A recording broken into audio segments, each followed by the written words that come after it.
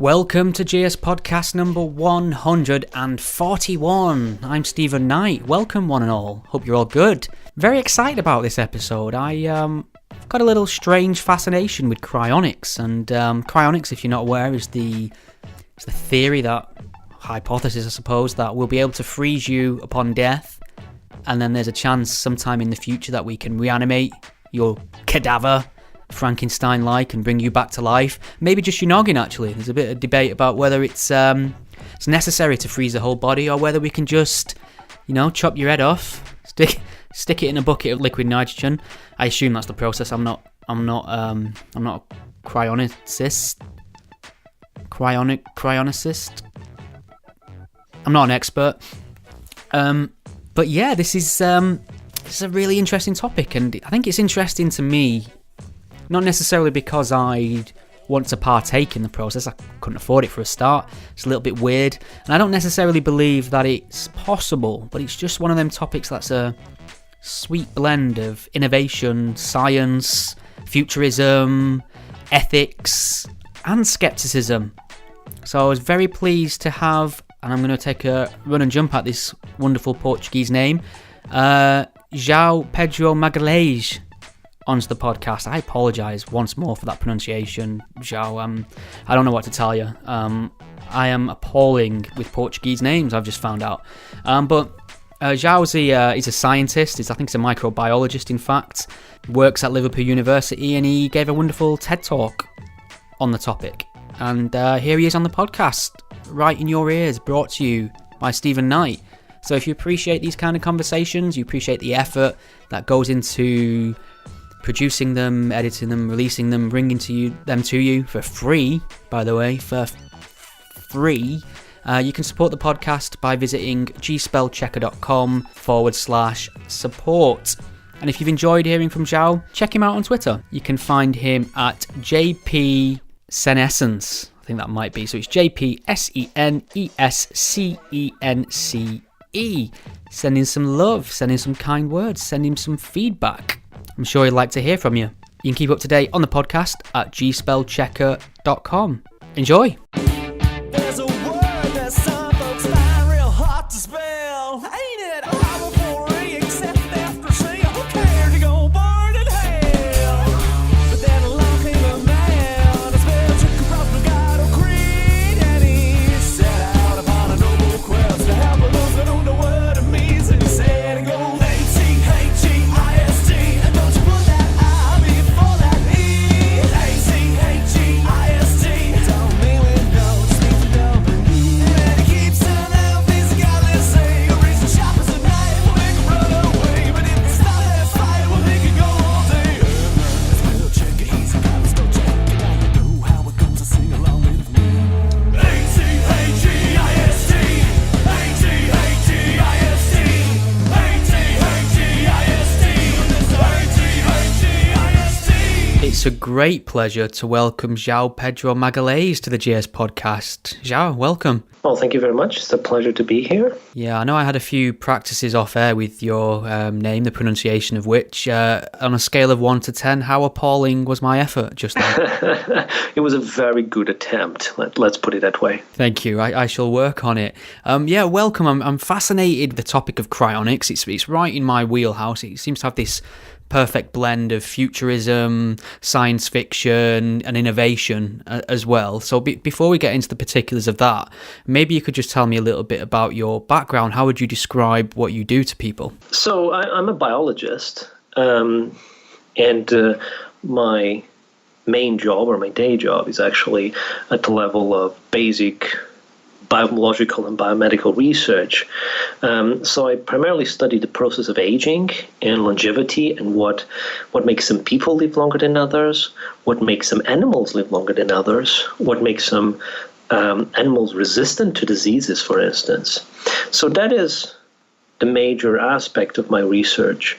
We also do some research into cryopreservation, into how we can maintain cells, organs, or even whole organisms at low temperatures so they remain in a state of suspended animation and function is preserved. But most of what we do at the research level is with cells. So we try to understand the process of cryopreservation and optimize protocols for a better cryopreservation of, as I said, cell organs, and I mean ultimately even whole organisms, although it is not something we work on directly. So that is the basic research that we do. It's more of the biological and biomedical level. Right, okay, that's fascinating. So obviously there's quite a lot of contrast in life expectancy in the animal kingdom. So I don't know, maybe you could give me a reason as to why my cats, which I adore, will live about 15 years, but my pet turtle, which I can't stand, might have a good chance of 50 years. Why is that? Well, if you have turtles and cats, it's funny because I used to have cats when I was a kid, and I used to have painted turtles, and painted turtles are known to live for decades. But of course, my cats also like to play football with them, so they didn't live quite so long in my hands. So I'm not sure that's a good combination. Right. Well, so I saw your excellent TED talk on cryonics, and maybe for my listeners who aren't familiar with this topic, maybe you could just explain what the term means. So cryonics refers to the cryopreservation of whole human beings. Now, thus far, that is only applied to deceased individuals. So when someone dies, they are there is a procedure, and there is some variations in terms of procedures, but ultimately they are placed at low temperatures, extremely low temperatures, minus 150 degrees or less. And the idea is that they remain in a state of suspended animation, function is preserved, and one day they may be brought to life. So that is what cryonics refers to at the moment. Now, ultimately, of course, it's still a very crude process, I would say, and we still, of course, do not have the technologies to revive individuals that are placed on cryopreservation. But the idea is that in the future, technologies will have advanced sufficiently enough for individuals, not just their damage to be repaired, but that they can be brought back to life, and that even the process of aging can be reversed then. Right.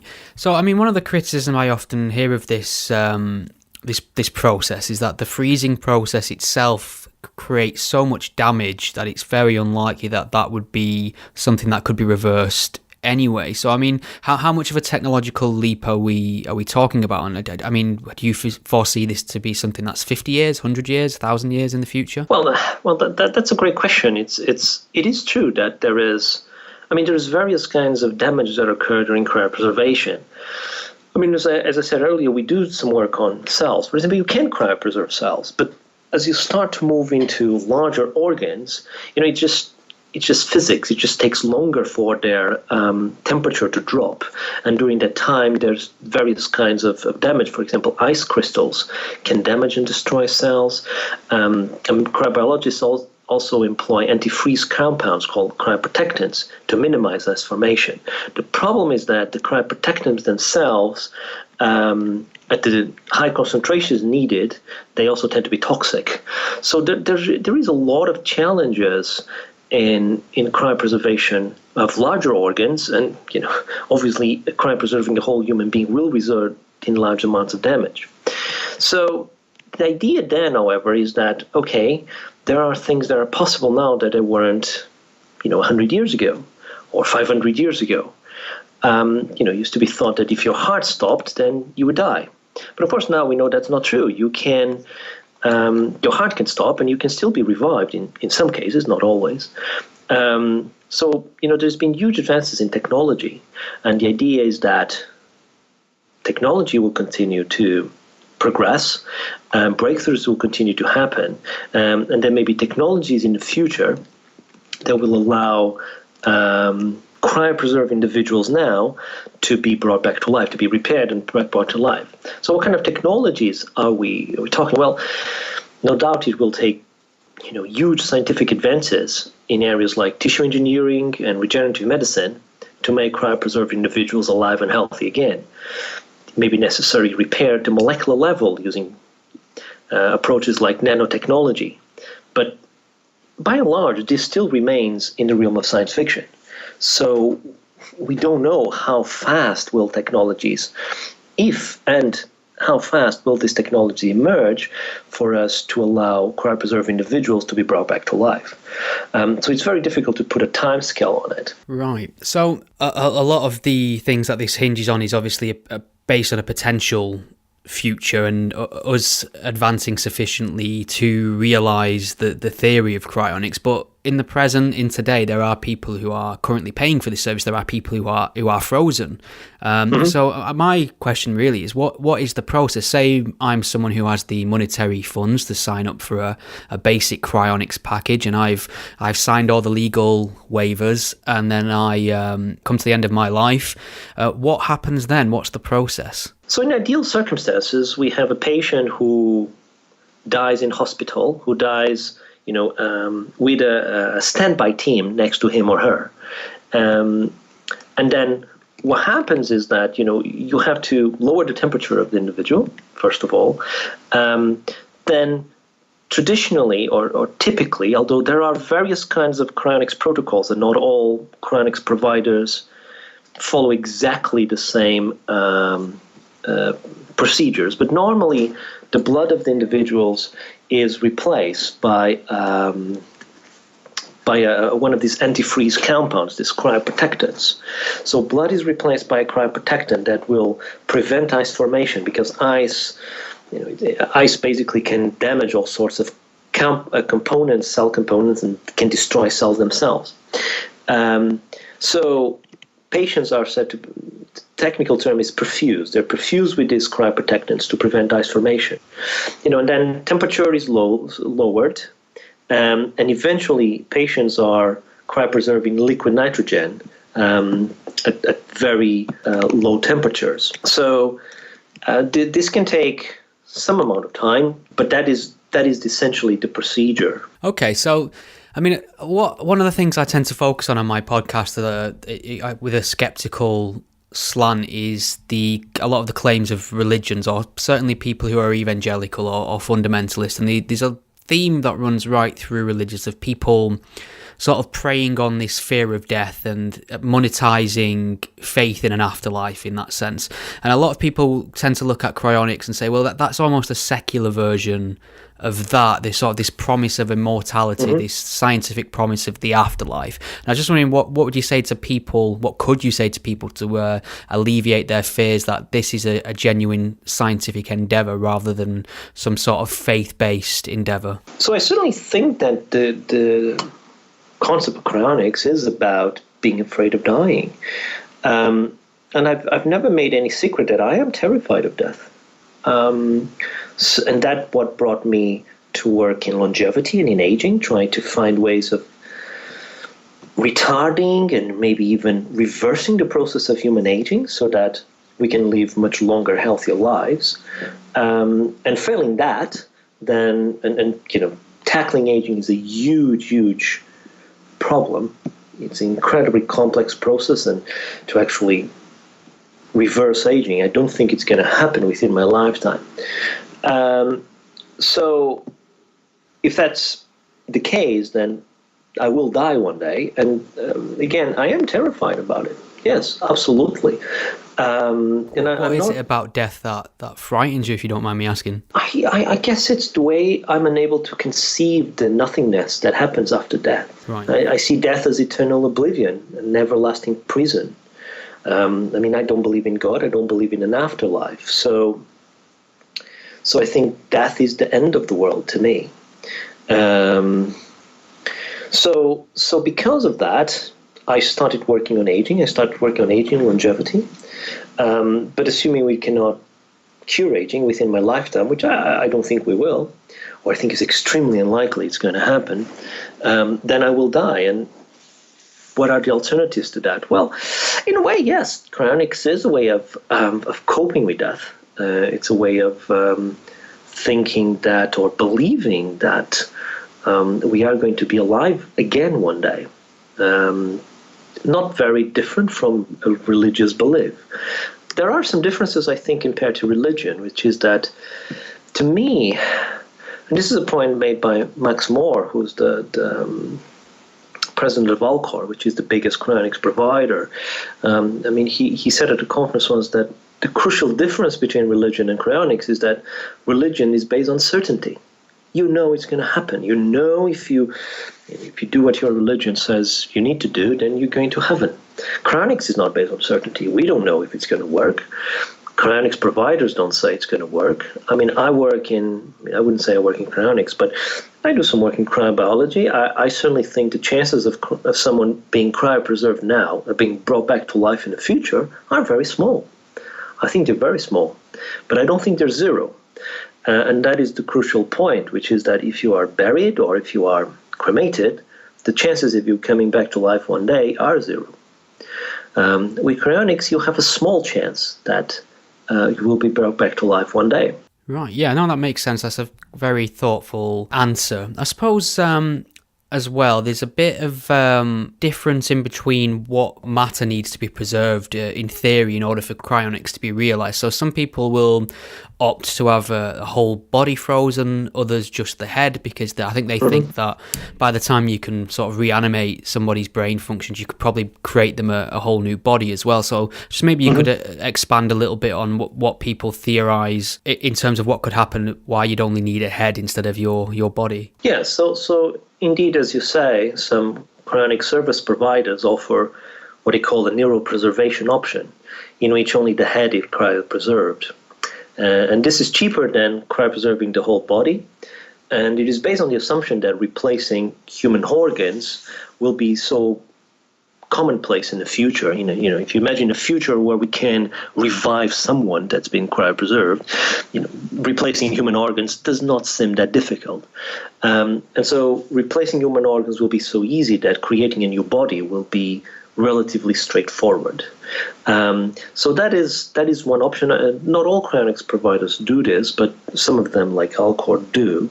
And of course, your brain is your mind. So it makes some sense from that regards, and it is a cheaper option, indeed. In terms of the, I don't know how much thought you've given to the ethics in this regard, in terms of where we go when we declare someone legally dead. All their assets either get redistributed or passed on, etc., and then you bring them back from the dead. I'm just wondering how that would be treated in terms of that person's rights, whether it'd be more or less treated like a birth in that sense, rather than bringing a registered individual back from the dead. That's a good question. I don't know.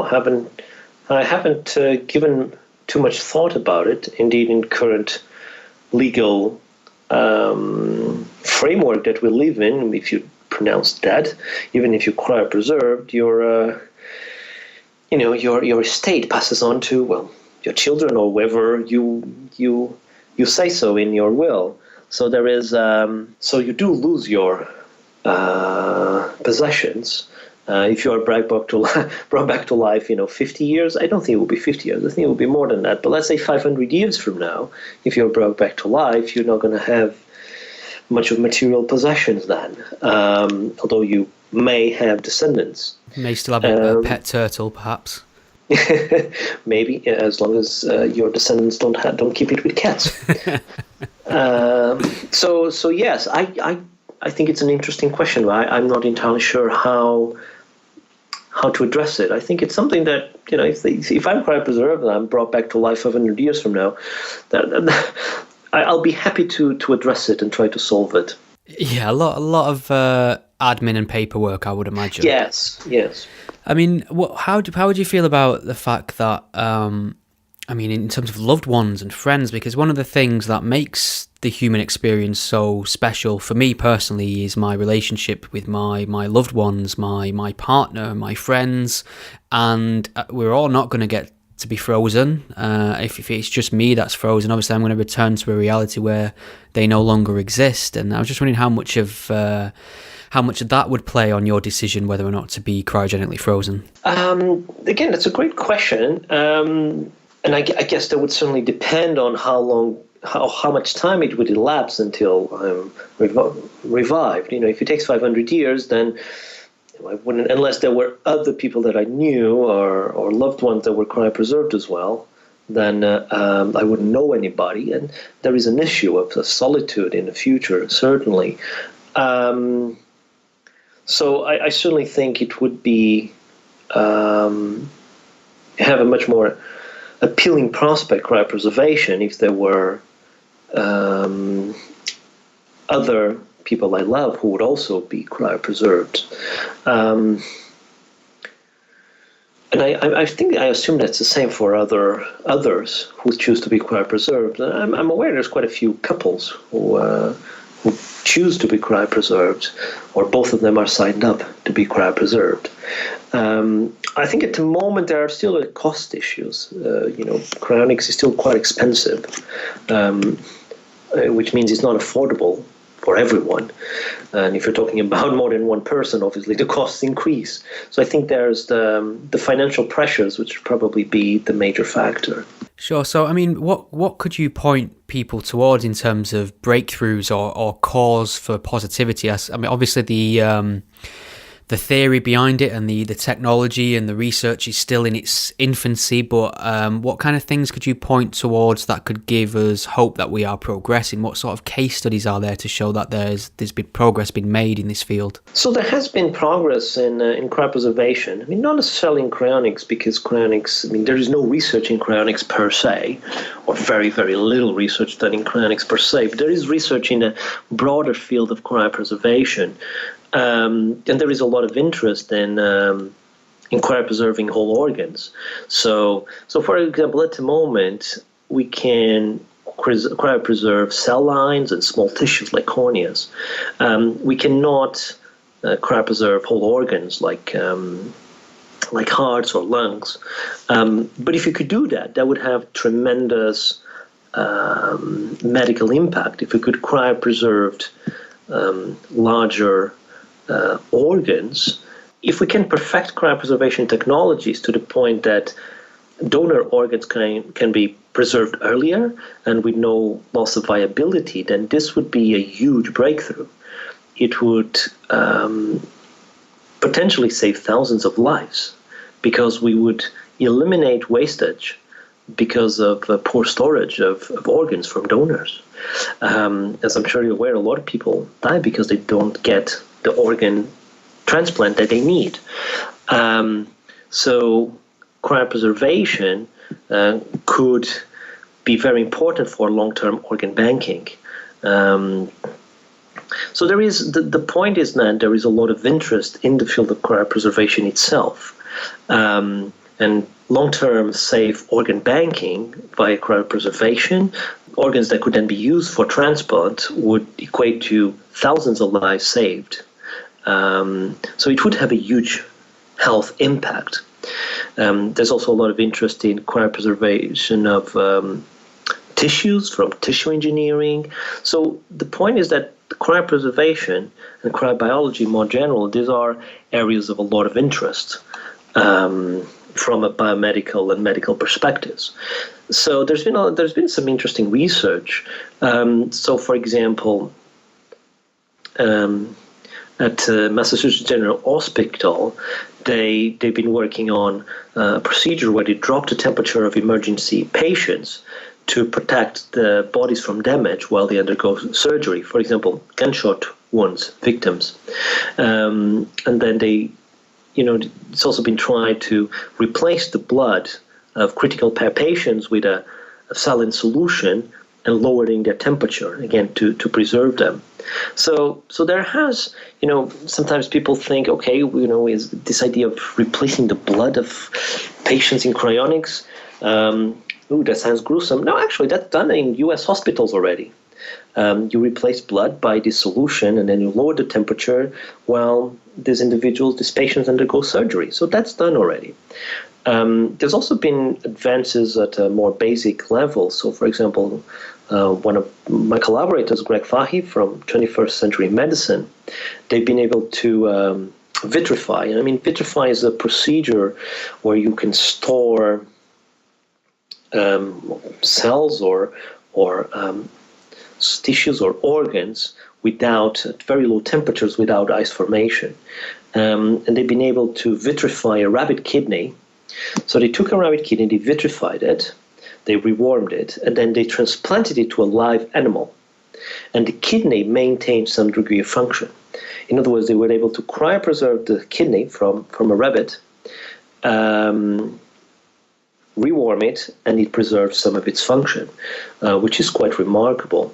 Of course, a rabbit kidney is smaller than a human kidney, so that's the problem. We still need to translate those procedures into humans, which are more complicated because of a size issue. And I mean, Greg Fahy as well and his team, they've showed that rat and rabbit brain size can be cryopreserved and rewarmed and still maintain neural responses.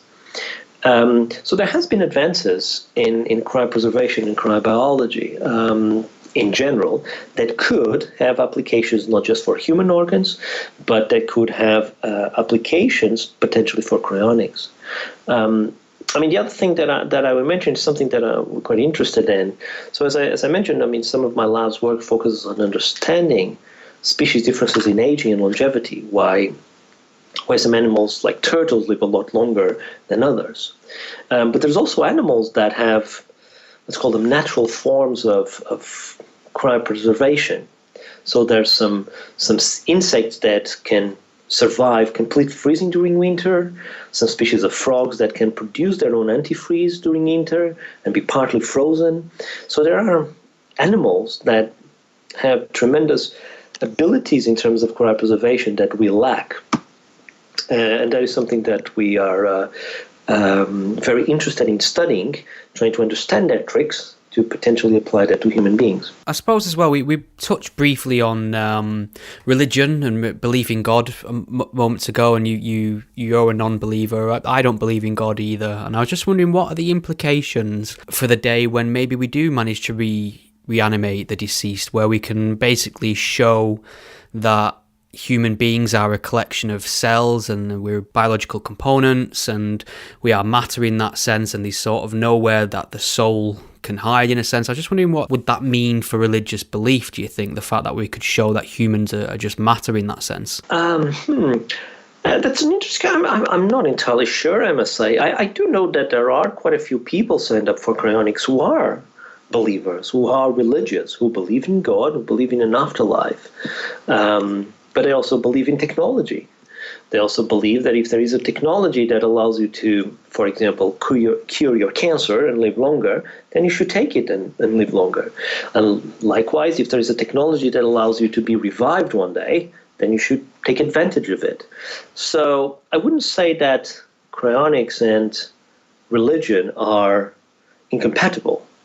There is certainly a perspective that you can be religious and at the same time be cryopreserved. And again, I know quite a few people who are religious and are signed up for cryonics. Now, answering your question regarding what implications for religion are, if we were to achieve what I would call medical biostasis, so suspended animation of human beings. I'm not sure. I mean, I guess there's been a lot of advances in terms of understanding that really the mind is in the brain. It is there is a physical entity in which the mind is based, and I'm not sure that has changed or that has challenged religious beliefs all that much. So, frankly, I don't think it would change cryonics, that is suspended animation. I don't think it would change religious perspectives all that much. No. Yeah, I suppose if evolution didn't really dent it that much, cryonics probably won't either. So I suppose that in a way as well, we have a huge issue with population, and that's ever increasing. We could do with getting the population down, really. That's having a massive environmental impact, the way that informs climate change as well, according to the scientific consensus. And I was just wondering, if we do finally crack the technology of cryonics, won't that really just exacerbate that problem? So at the moment, there's only very few hundred individuals that are cryopreserved. Yeah. So certainly in a world with billions of people, the impact of cryonics in a future human population will be negligible. Now, okay, That said, if you imagine a scenario where human cryopreservation, human biostasis is feasible, it is certainly possible that millions of patients could be cryopreserved. You could have patients with terminal diseases, including, children, to be placed on cryostasis until a cure is discovered. And then as you discover a cure for their disease, including aging, then they would be brought back to life. So in a way, this would be completely revolutionary technology. And there's a lot of social, medical, philosophical, and ethical implications to it. I think in a way we would have an alternative to death. So it would certainly change humankind as we know it. Now, answering your questions, well, could that contribute to overpopulation? That's a very common question I come across in my work on aging and longevity, which is we have problems with overpopulation, and should we be making people live longer? Well, the reason we live longer now is because we curbed a lot of diseases, starting with infectious diseases, particularly in children. And I think that's amazing. I think that's wonderful. I think that's one of the great triumphs of technology, and we should be proud of it. As a consequence of that wonderful breakthroughs in technologies, we have problems of overpopulation. But I would rather have overpopulation than children dying of infectious diseases, or even now.